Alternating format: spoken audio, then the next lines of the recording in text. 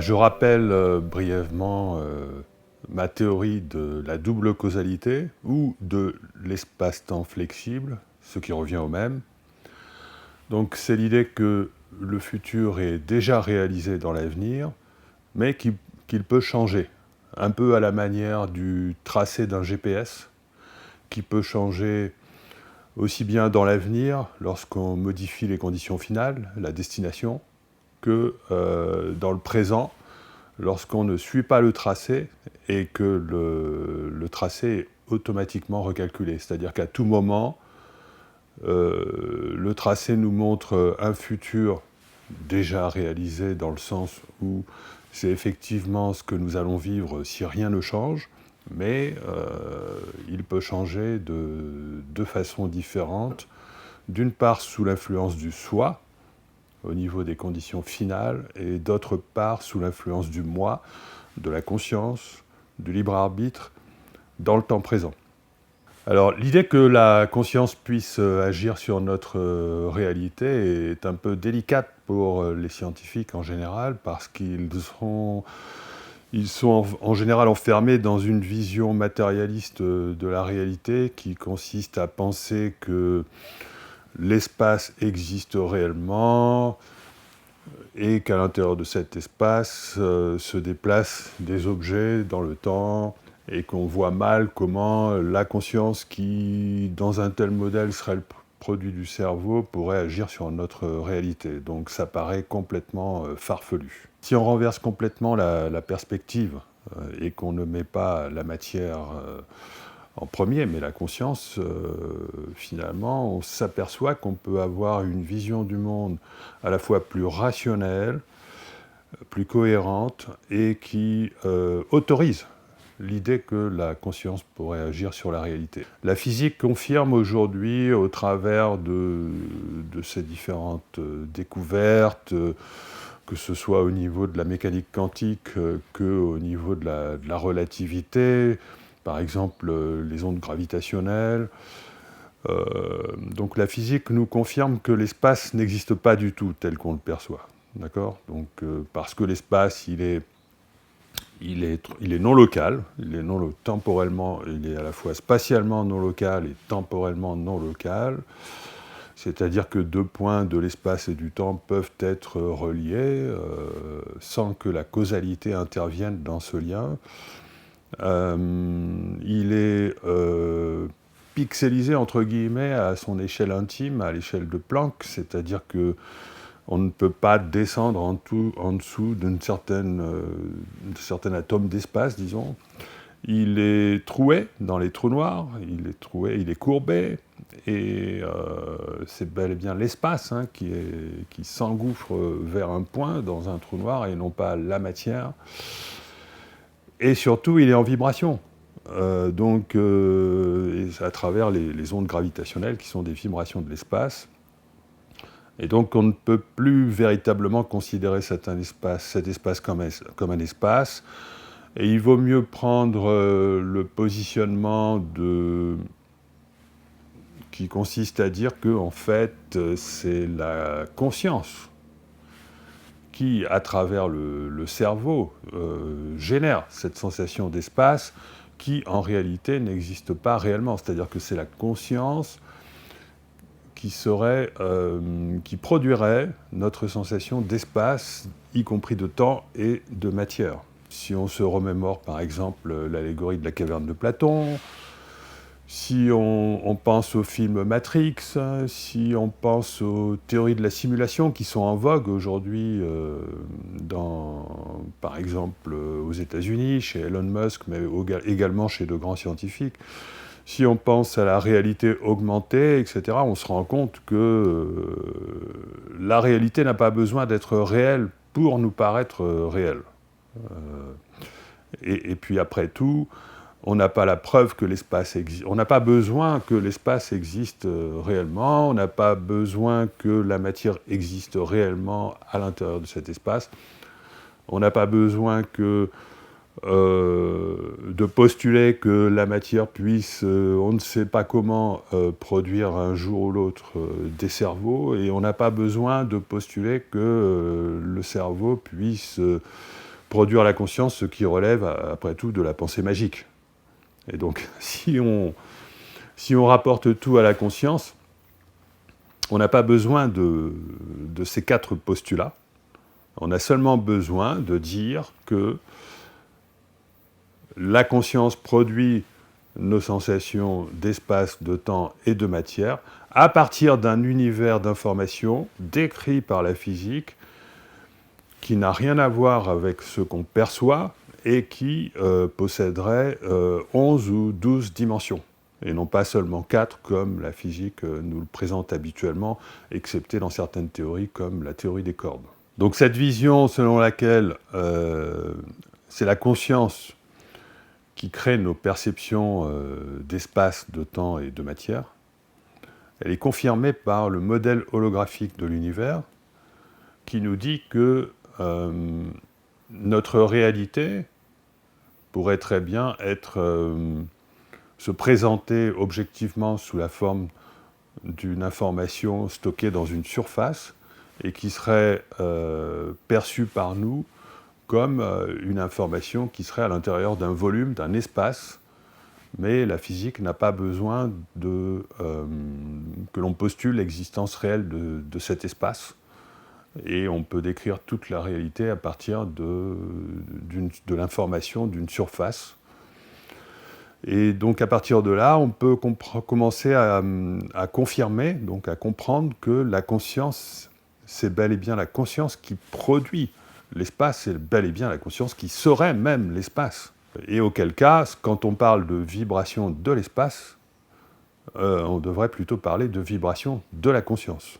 Alors l'idée que l'espace devrait être plutôt considéré comme étant la conscience elle-même, ou du moins que les vibrations de l'espace devraient être considérées comme étant des vibrations de la conscience, finalement on la retrouve lorsqu'on étudie les propriétés de la conscience, en supposant qu'elle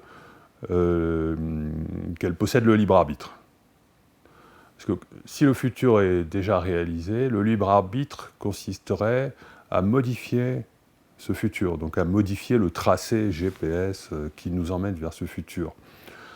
Et effectivement, en physique, on se rend compte qu'une telle modification ne peut avoir lieu qu'en modifiant les vibrations qui sont susceptibles de modifier le parcours. Alors j'ai moi-même publié dans la grande revue Annals of Physics plusieurs papiers qui montrent que, à partir de mes travaux sur le billard, nous vivons à l'intérieur d'un multivers, et que ce multivers se maintient même si on augmente la précision des conditions initiales jusqu'à atteindre la précision ultime à l'échelle de Planck. Et ce qui veut dire que la question se pose de savoir comment se crée le futur à long terme. S'il est clair que la mécanique détermine tout ce qui arrive à court terme, ce n'est plus du tout le cas à long terme, où j'ai démontré d'ailleurs que très rapidement, dans un billard, toutes les possibilités de conditions finales sont possibles. Et donc, on se demande qu'est-ce qui pourrait déterminer le futur dans ce cas-là. Alors, on peut montrer dans une expérience de pensée que si l'on veut déterminer les conditions finales, c'est-à-dire le futur d'un billard, eh bien, il existe une solution très simple qui consiste à faire vibrer l'espace, et à son échelle intime, c'est-à-dire une vibration d'ordre infinitésimal à l'échelle de Planck, et que simplement en modifiant la fréquence vibratoire, on peut arriver à balayer toutes les possibilités de conditions finales possibles. Et donc ça veut dire quoi? Ça veut dire que on peut changer le futur en modifiant la fréquence de vibration de l'espace. Donc cette idée que le fait de changer les vibrations de l'espace peut influer sur le futur, on la retrouve dans la structure même de la théorie des cordes, qui, à partir des fameuses vibrations de Calabi-Yau, permet de parcourir tout le multivers.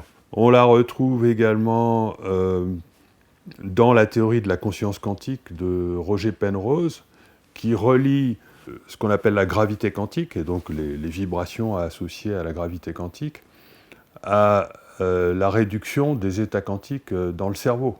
C'est-à-dire que ce sont des effets liés à la gravité quantique, et donc éventuellement aux modifications des vibrations, qui sont susceptibles de déterminer le futur à vivre, le choix qui est fait à l'intérieur du cerveau. Donc on a une convergence à travers donc, les idées de Roger Penrose, qui est un très grand physicien qui vient de recevoir l'année dernière le prix Nobel de physique pour ses travaux sur les trous noirs, mais qui est le père de la théorie de la conscience quantique depuis les années 60-70. On a une convergence entre ces idées, ce qu'on peut déduire de la théorie des cordes, et mes propres travaux qui conduisent à penser que la clé pour arriver à comprendre comment le futur pourrait changer, c'est la modification des vibrations de l'espace. Il ne s'agit pas de vibrations de l'espace telles qu'on les connaît aujourd'hui à travers la fusion de deux trous noirs, parce que là on parle de vibrations qui sont à une échelle beaucoup plus grande que celle qui nous intéresse, puisque quand on parle des vibrations de l'espace ou de vibration de la conscience, on parle de notre conscience à nous, donc c'est à une échelle qui est peut-être 15 ou 20 ordres de grandeur plus petites. Il ne s'agit pas du même type de vibrations que celles qui ont été mesurées, mais plutôt de vibrations de torsion de l'espace. Et donc maintenant, il reste à savoir à quoi peut correspondre pour la conscience de telles vibrations. Plutôt que de dire que la conscience produit l'espace, si on dit tout simplement que la conscience c'est l'espace, ce qui semblerait confirmé par les expérienceurs de mort imminente qui rapportent souvent dans leurs témoignages qu'ils ont la sensation d'être l'espace, d'être l'objet perçu lui-même. Donc la conscience serait vraiment le contenant, finalement, de ce qui se trouve dans l'espace. Donc à ce moment-là, autant assimiler la conscience à l'espace, et auquel cas, donc les vibrations de l'espace, certains types de vibrations de l'espace seraient des vibrations de la conscience, et ces vibrations de la conscience correspondraient à tout ce qui est du domaine du ressenti, que l'on peut classer sur 3 niveaux, puisque dans la physique de la conscience, je propose que la conscience ait 3 niveaux, qui est le niveau physique, le niveau psychique et le niveau subconscient. Le niveau physique, c'est celui de la matière, qui est décrit habituellement par 4 dimensions, 3 dimensions d'espace et une de temps. Le niveau psychique, c'est celui de notre conscience du temps présent. Et le niveau subconscient ou spirituel, c'est le niveau du soi. Et donc au niveau physique, les vibrations de la conscience correspondraient à nos sensations qui viennent du ventre. Au niveau psychique, les vibrations de la conscience correspondraient aux sentiments, donc au cœur, et au niveau spirituel ou au niveau inconscient, les vibrations de la conscience correspondraient à l'intuition. Alors une chose intéressante, si effectivement on relie donc les vibrations de la conscience aux vibrations qui sont inhérentes à la gravité quantique, c'est qu'on peut en déduire quelque chose de très intéressant, c'est que lorsque je me réfère à cette expérience de pensée où je modifie la fréquence de vibration de l'espace intime de mon billard, je m'aperçois que je crée un multivers de possibilités d'autant plus important que les vibrations sont à haute fréquence. C'est-à-dire qu'en fait, des vibrations de très basse fréquence vont produire un nombre de possibilités extrêmement restreint, alors que des vibrations de très haute fréquence vont produire un multivers extrêmement riche de potentialités. Et donc on peut en déduire que les vibrations de la conscience cette fois-ci, suivent un peu le même principe, c'est-à-dire que les vibrations élevées vont enrichir notre futur, alors que les vibrations basses, de basse fréquence, vont le réduire à peau de chagrin. Et à ce moment-là, bon, le pas est vite franchi, qui consiste à considérer que les vibrations de haute fréquence seraient liées à la joie et que les vibrations de basse fréquence seraient liées à la peur, puisqu'on sait que la peur, c'est une vibration qui, finalement, va supprimer le libre arbitre, va supprimer la réflexion, va supprimer pour ne laisser qu'une seule issue qui correspond, en gros, à la fuite. La fuite ou la soumission, etc. Alors que des vibrations qui sont liées à la joie ou à l'amour vont pouvoir créer un panel de potentialités considérables à l'intérieur duquel on va pouvoir beaucoup plus facilement trouver son meilleur futur. Donc quand je parle de haute et basse fréquence vibratoire de la conscience, je parle de haute et basse fréquence vibratoire de l'espace. Et à mon sens, c'est des vibrations de torsion de l'espace. D'accord ? C'est quelque chose que l'on peut physiquement décrire, mathématiquement, et que l'on doit relier à la gravité quantique, ce qu'on appelle la gravité quantique. Alors, quand on parle de multivers, on parle des myriades de potentialités de mener notre existence. Il existe plusieurs sortes de multivers. Il existe le multivers cosmologique qui est lié au bébé univers, il existe le multivers de la théorie des cordes, il existe le multivers quantique. On peut aussi faire référence au multivers issu de mes propres travaux, mais en fait, on pourrait montrer mathématiquement que tous ces multivers reviennent au même. Et en tout cas, ce qui nous intéresse, c'est le multivers qui correspond aux myriades de potentialités de mener notre vie. Et c'est ce multivers-là qui intéresse notre conscience. Donc le fait d'attribuer à la conscience le processus qui permet de changer de ligne de temps, donc de restaurer le libre arbitre via donc la modification de la structure vibratoire qui est à l'origine de cette ligne de temps, ça permet de comprendre que finalement l'entropie pourrait parfaitement diminuer au lieu d'augmenter comme on le considère habituellement en physique. L'entropie, c'est ce qu'on appelle, en gros, pour simplifier, le désordre.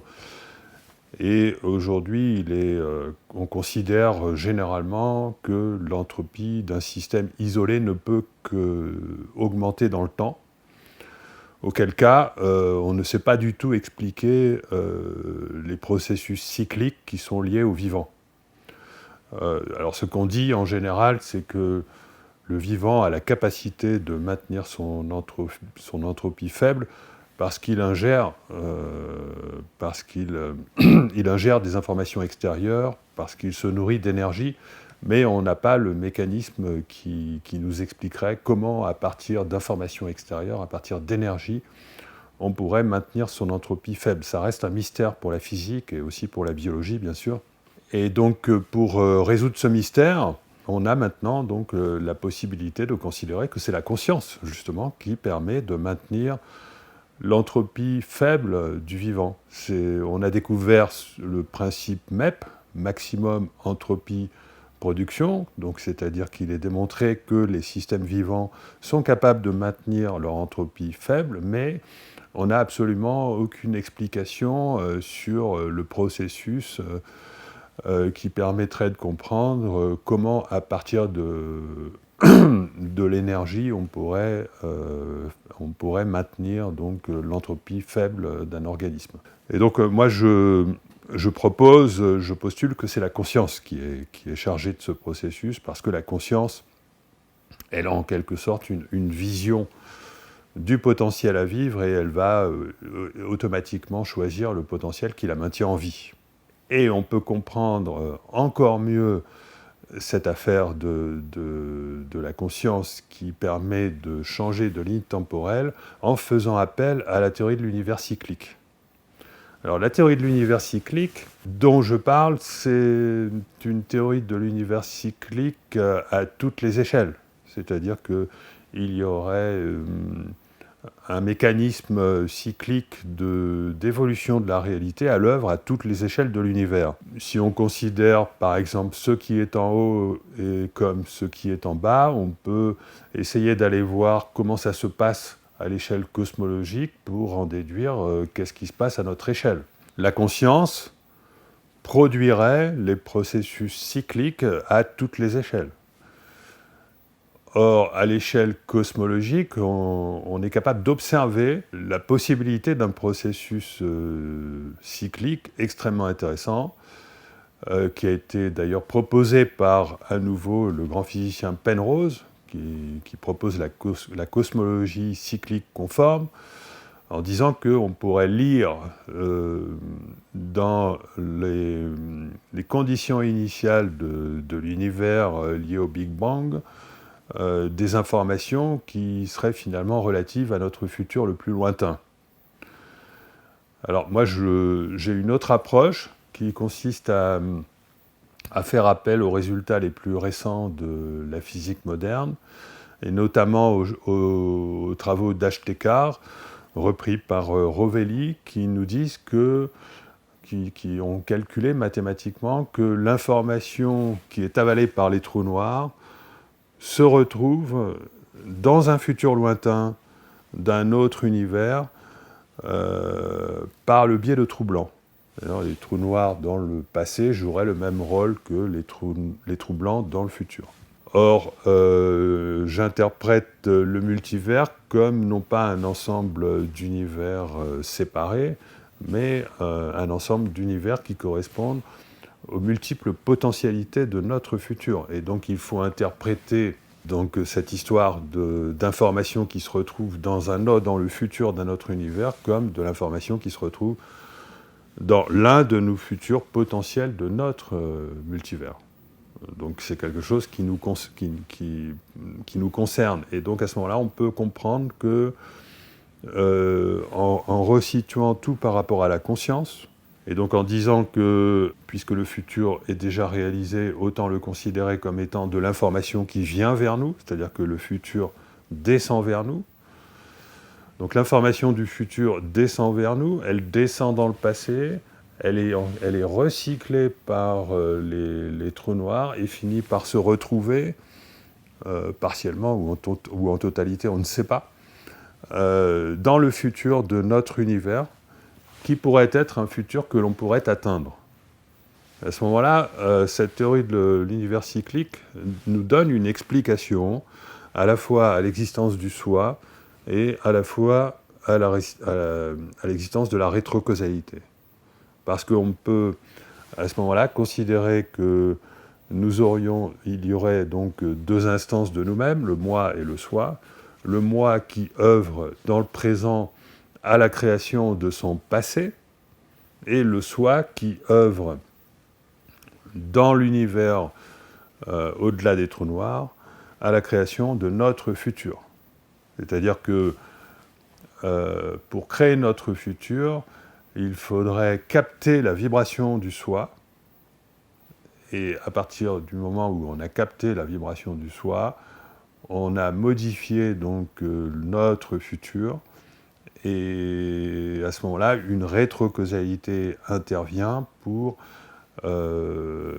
mettre devant nous les hasards, les synchronicités, les intuitions qui vont petit à petit nous conduire vers ce nouveau futur. Alors quand on parle de rétrocausalité, on parle d'influence du futur sur le présent. C'est-à-dire que si des modifications sont faites dans le futur, elles vont avoir, dans notre futur actuel, elles vont avoir inévitablement des répercussions sur les chemins que nous allons suivre pour atteindre ce nouveau futur. De la même façon que lorsqu'on modifie la destination d'un GPS, on est bien obligé de modifier les chemins qui nous y conduisent. Et c'est le hasard qui va nous apporter ces chemins. Quand je dis le hasard va nous apporter ces chemins, c'est évidemment à condition que nous puissions sortir du conditionnement qui nous impose le tracé actuel de notre GPS. Puisque pour modifier son futur, il faut faire appel à une autre instance que celle qui est notre conscience actuelle, conditionnée par notre cerveau. Il faut faire appel au soi. Donc il s'agit de capter l'information du soi. Or, si on subit un conditionnement mental, émotionnel, ou tout simplement le conditionnement de l'ego, on ne va pas pouvoir capter cette information du soi, puisque le cerveau va nous imposer sa loi, et on ne pourra donc pas changer notre futur. Mais si on se déconditionne, ce qui revient à lâcher prise, à se détacher et à se faire confiance, donc si on parvient à se déconditionner, à déconditionner les 3 centres de la conscience que sont le centre mental, le centre énergétique et le centre émotionnel, à ce moment-là, on va pouvoir capter la vibration du soi, et en captant et en faisant sienne la vibration du soi, à ce moment-là, on adresse un nouveau futur, et c'est le déconditionnement qui va nous permettre de tenir compte des hasards, des signes, qui vont nous permettre de bifurquer vers ce nouveau futur. Ce processus qui consiste à changer de ligne de temps, c'est un processus qui peut être décrit par 3 temps, en fait, parce qu'on connaît le temps habituel qu'on appelle chronos, et qui est le temps qui nous amène vers un futur qu'on ne pourrait pas changer. Mais si on se déconditionne et qu'on se relie en soi, on voit qu'on peut capter une information, une nouvelle vibration qui nous permet de changer le futur. Et ayant capté cette vibration, à ce moment-là, on peut s'ouvrir aux bifurcations, on peut s'ouvrir aux opportunités qui correspondent à ces bifurcations, qui correspondent à ces changements. Et ça revient à suivre ce qu'on appelle Kéros. C'est-à-dire que là, on est dans le temps de l'opportunité.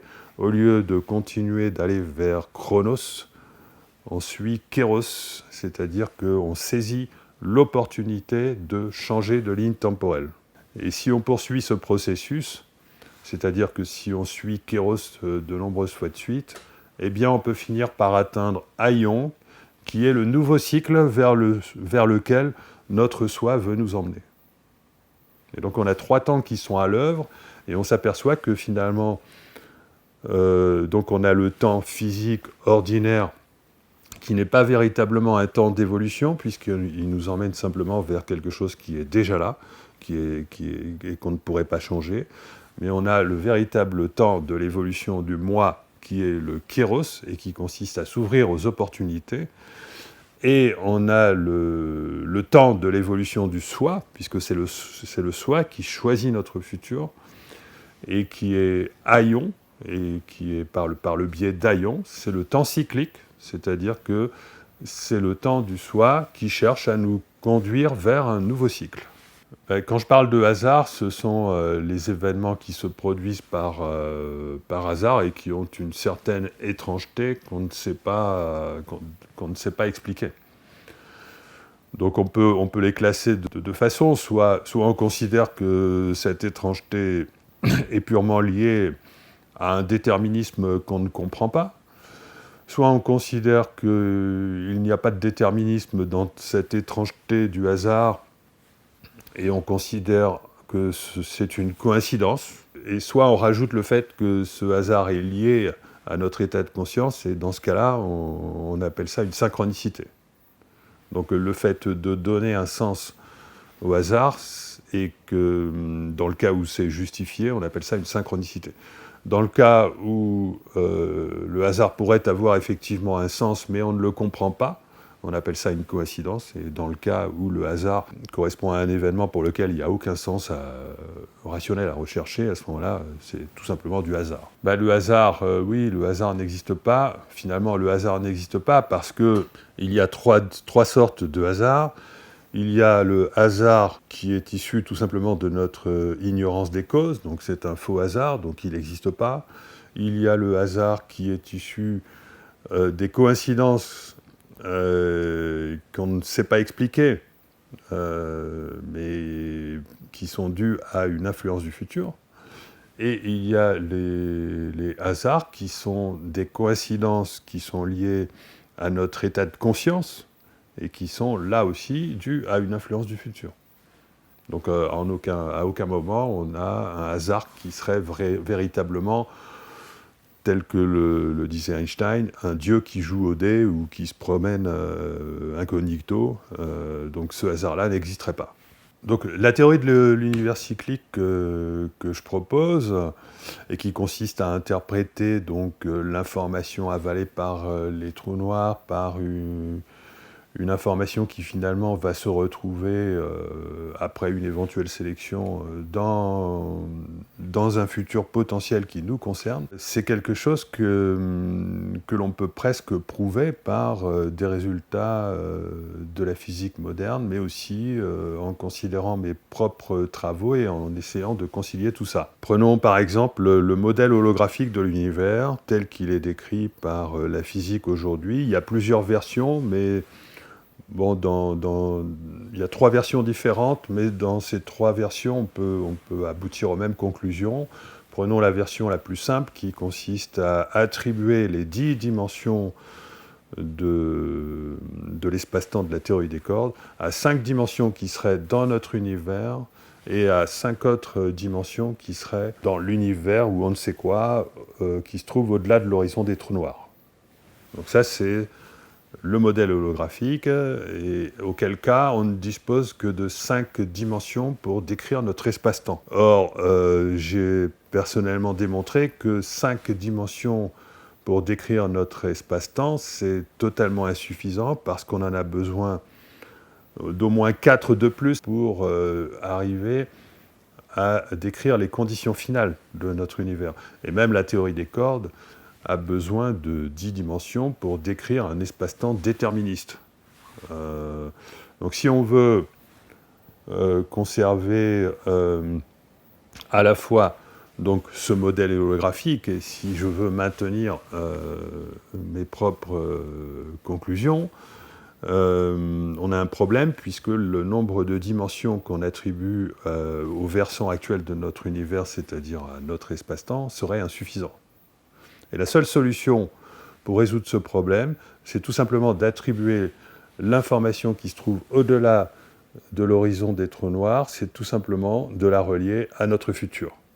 Et le fait de relier cette information à notre futur, à ce moment-là, on a bien le compte. Et donc, les conditions finales de notre futur seraient donc reliées aux dimensions additionnelles qui se retrouvent au-delà de l'horizon des trous noirs. Si on considère la justesse de mes travaux et si on considère la justesse du modèle holographique, il n'y a pas moyen de faire autrement que de dire que l'univers est cyclique. Alors pour en revenir aux vibrations de l'espace qui seraient en fait des vibrations de la conscience, j'ai simplifié en disant que c'est quelque chose que l'on peut réduire à une modulation de la fréquence, une variation de la fréquence de vibration. En réalité, on est sur du multidimensionnel, et en plus, on a plusieurs niveaux de la conscience, donc en fait, c'est quelque chose de plus complexe qu'une vibration que l'on peut réduire à une simple fréquence. On est sur de la vibration multidimensionnelle et multi-étage. Prenons par exemple le courage. C'est pas quelque chose qui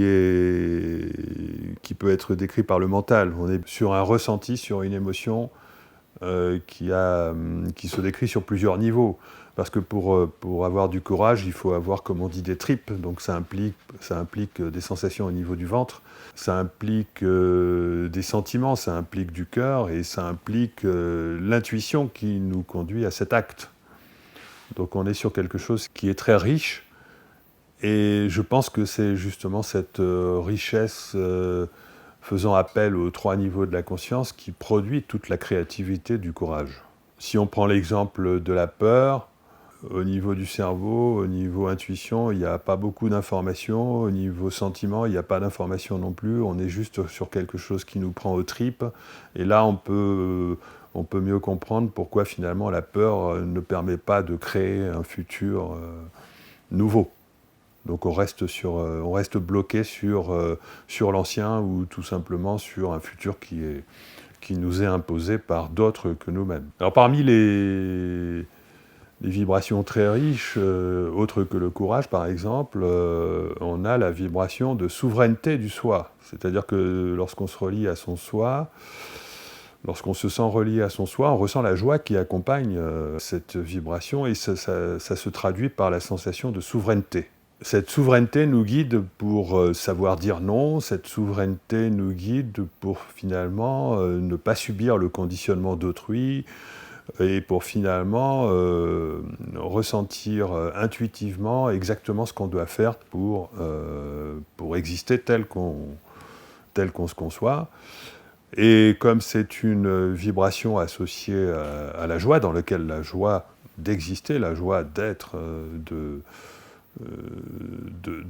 savoir exactement ce qu'on a à faire ou ce qu'on a à ne pas faire, eh bien, c'est une vibration extrême qui offre une extrêmement grande richesse de futurs potentiels, parmi lesquels on va certainement être amené à trouver celui dans lequel on va s'épanouir.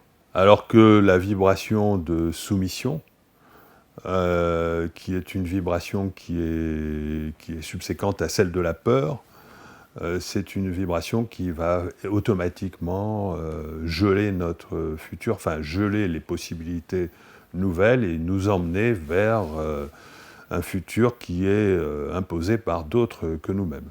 La vibration de souveraineté, on peut considérer qu'elle envoie dans notre futur un message de confiance en soi qui va, quoi qu'il arrive, nous conduire vers un futur correspondant à ce que l'on est. Et on ne peut pas se planter avec une vibration de souveraineté. La sensation de souveraineté nous apporte une autodétermination et en même temps nous apporte une confiance dans l'avenir, parce que quoi qu'il arrive, on sait qu'on va agir selon qui l'on est véritablement. On parle beaucoup de pensée positive, par exemple. Pensée positive, donc vibration plus élevée, par conséquent, effectivement, on se fabriquera un meilleur futur.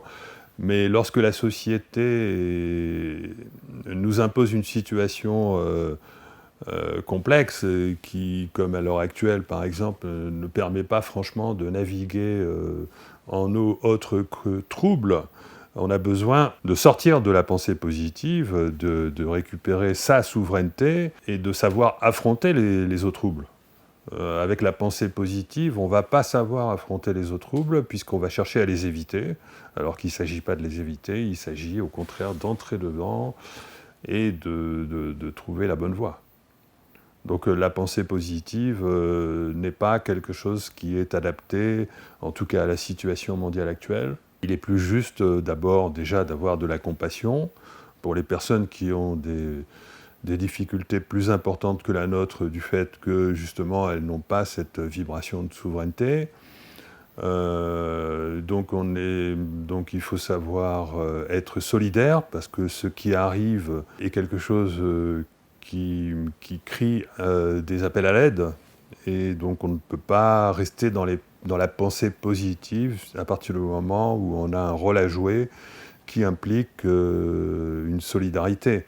À partir du moment où on a un rôle à jouer qui implique savoir être résilient, de conquérir son autonomie, donc la pensée positive ici, elle n'est pas tout à fait adaptée puisqu'il va falloir rentrer dans des considérations où il faut automatiquement faire appel au mental qui calcule un petit peu tout de même pour savoir ce qu'il convient de faire en pareil cas. Donc, vibration positive qui consisterait à dire finalement, on ne s'inquiète pas, tout va bien se passer. Lorsque la société est comme elle est actuellement en train de nous imposer un futur qui ne nous convient pas, on peut pas la conserver. Donc, par contre, il ne faudrait pas tomber effectivement dans la vibration négative qui consiste à avoir peur de ce qui va nous arriver. Donc c'est là que la souveraineté intervient, le courage, la prudence et toutes les vibrations qui vont nous permettre de naviguer en eau trouble. La pensée positive, c'est quelque chose de très New Age, on part d'une compréhension du fait que les bonnes vibrations nous amènent vers un meilleur futur en général, mais c'est une simplification extrêmement abusive qui ne tient absolument pas compte du contexte de vie dans lequel on est. Donc pour donner un exemple qui me concerne de vibration, de souveraineté, c'est lorsque j'ai pris cette grande décision de venir m'installer en Haute-Provence pour écrire un livre. En fait, j'avais vraiment la sensation que c'était dicté par mon soi.